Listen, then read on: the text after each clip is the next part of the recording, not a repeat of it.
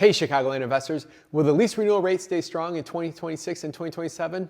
I went back to 2024 and 2025 to look at the lease renewal data we have here at GC Realty to see if there's anything that is trending. So I'm Mark �𝗲𝗍, partner founder here at GC Realty Development, also co-host of Chicago's #1 real estate investing podcast, Straight Up Chicago Investor. You got to check that out. So I went back to our data for 2024 and 2025, and I wanted to see any trends I could find in our lease renewals. And because I know we've been in the 70s for the last three years, and I wasn't sure. I went back 4 years, and we've been in the 70s for the renewal rate. So our renewal here at GC has been super strong, and I think that's pretty consistent across the Chicago market for at least other private investors. Now, if you look at the Chicago metro lease renewal area, it's been in the anywhere from 60s to in the low 60s in the city, higher 60s in the suburbs. So kind of falling right around that 66% kind of average over the last handful of years. So we're definitely beating the Chicago trends, and I just don't have the data on how hard they push rents or what their goals were to do with that. But looking at ours, so 2024, we had a 77.5 renewal rate, which is crazy.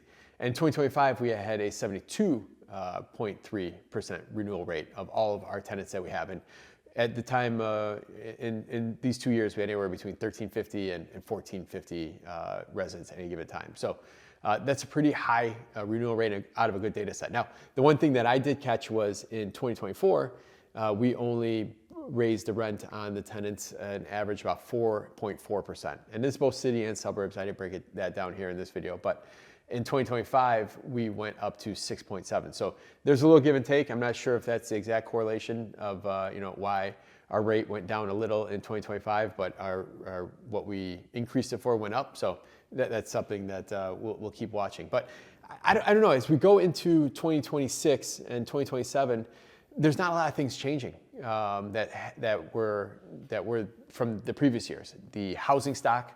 We're not adding tons of doors.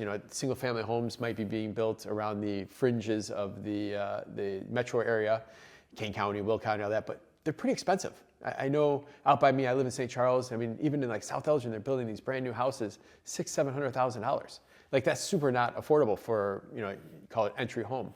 There's not many entry homes on the market, period. So inventory has been super tight. A lot of people that bought in the last 10 years, they might have had that $300,000 home in Wheaton. They decided to go buy a billier house, and they rent out that $300,000 home, which basically means that house is not available for some first-time home buyer or starter family to come in and buy that. So that has not changed. That dynamic has not changed at all. People's want to hold on to that, not even for investment purposes, but that house in Wheaton, they might have a 2.5% interest rate. So people have a hard time parting from that, and that's not going to change. So all these different circumstances are not really, freeing up the inventory in the market, which forces people. I know we took a poll of our 1,400 tenants late last year, and it was about 25% of them were wanting to buy a house in the next 3 years. And like another 25% thought they wanted to, but they just didn't think it was going to be affordable. So over half of our tenant base would love to buy something, either A, can't find it, or B, don't think they can afford it, or just flat out can't afford it. So if you look at that, those people are most likely great candidates for lease renewing this year, lease renewing next year, because they have nowhere to go. Why go change where I rent from if I can't buy? A lot of people have that mentality, like, I'm not moving here until I can buy. So for you investors, this is great. Lock those tenants in.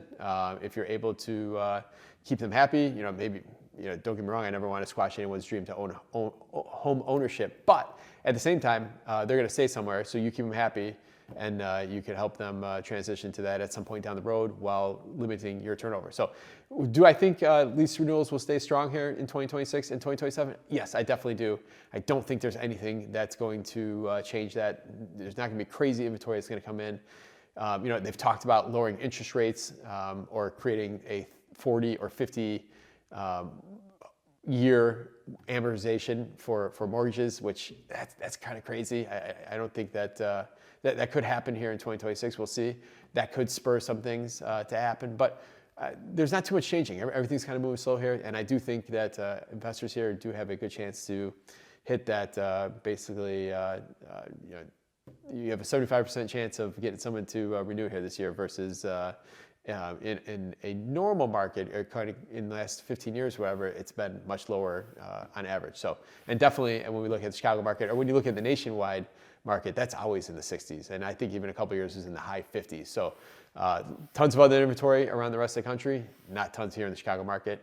If you ever have any questions about what you should do with your property, if you should hold on to it, or if you should try to negotiate lease renewal, raise rent, I always happy to help you with whatever situation you're on. If you don't want to deal with this, we can always help you find tenants, and we can help manage them as well too. We're always here for you. We'll talk to you soon.